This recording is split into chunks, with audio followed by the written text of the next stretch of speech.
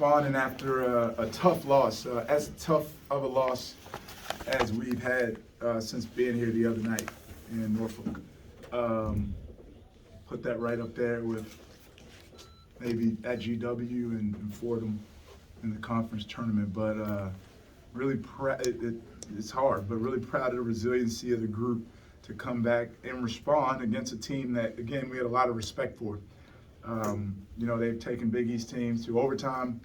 They just beat a team that beat us last season, James Madison, and have 3 more games.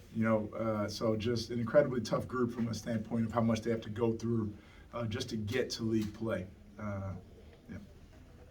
Questions for the student athletes?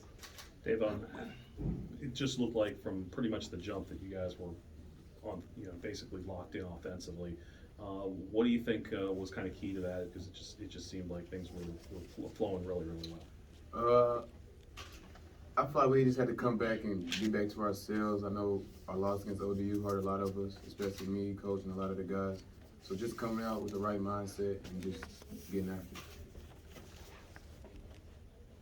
Devin, how would you kind of size up what you guys were able to do defensively against these guys, particularly kind of keeping Sessoms in check for what he is anyway? I think we did a pretty good job.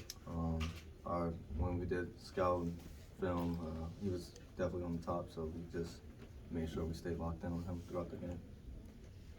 Devin, from an offensive point of view, just how much of a rhythm were you in? It looked like you were shooting pretty effortlessly and seeing the basket well.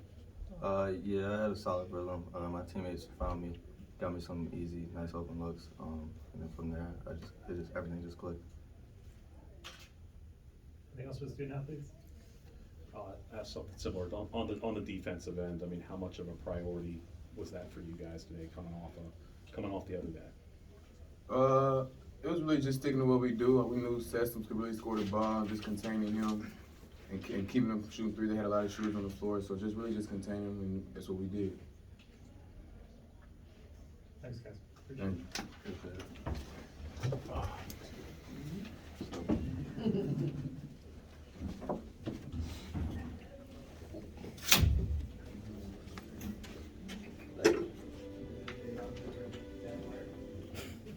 Nice and mellow.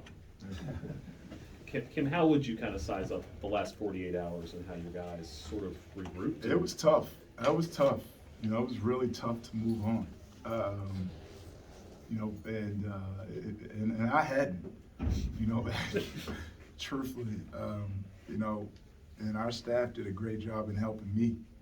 It was really hard, for me not to have a full, real shoulder pads practice yesterday and shore up our defense, which we felt really good about leaving Chicago.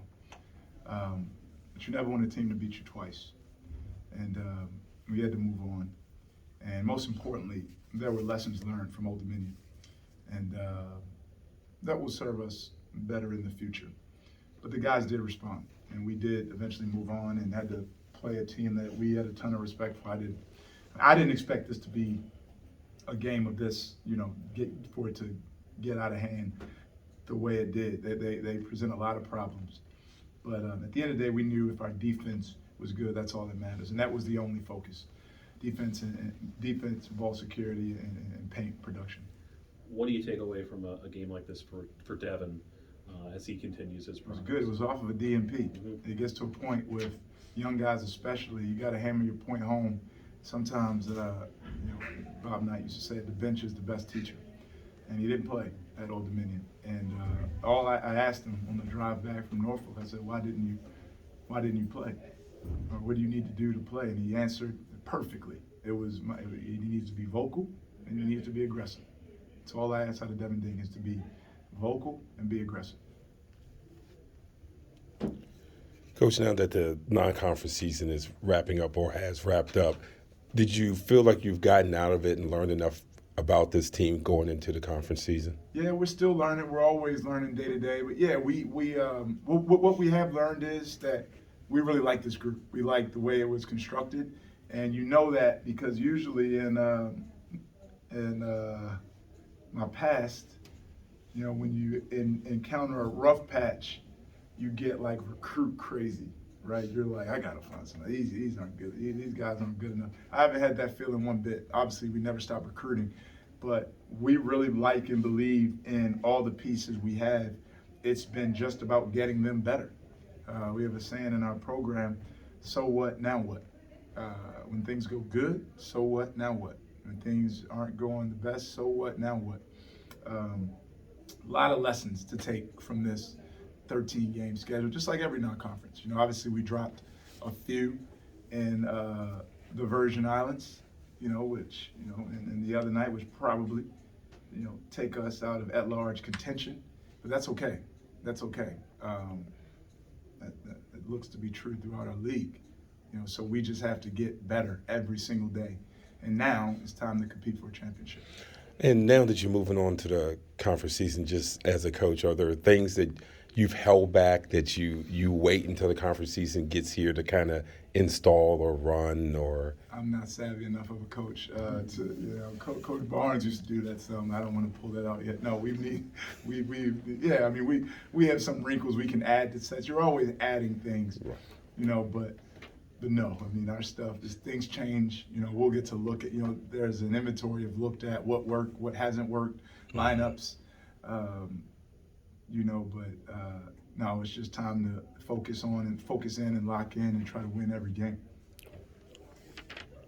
The work that Victor's done for you all year, but particularly over the last, I think, 3 or 4 games or so, has that been kind of what you thought it was going to be when he got here, and how valuable has that been? Yeah, it's been good, and offensively, he's been better defensively, but has had some mishaps defensively. You know, against Hofstra at the end, against ODU at the end, and you got to learn from it. You know, it's always on us.